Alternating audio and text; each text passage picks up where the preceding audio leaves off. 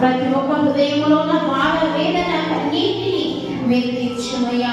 ఈ యొక్క మధ్యాహ్న కాల సమయం ప్రతి ఒక్కరితో మీరు మాట్లాడండి, ప్రతి ఒక్కరిని దర్శించండి, ప్రతి ఒక్క హృదయ వేదనను తీర్చండి, ప్రతి ఒక్క సమస్యను మీరు తీర్చండి, ప్రతి కుటుంబంలో ఉన్న బాధను మీరు తీర్చండి, ప్రతి కుటుంబంలో ఉన్న వేదనను తీర్చండి, ప్రతి ఒక్క కుటుంబాన్ని దర్శించండి. ఆనాడు ఇశ్రాయేలు ప్రజలకు తెగులు రాకుండా మీరు దర్శించిన దేవుడు, ఈనాడు తండ్రి మీరు మా కుటుంబాలను దర్శిస్తే ఏ తెగులు కూడా మా గుడారమును సమీపించునయ్యా.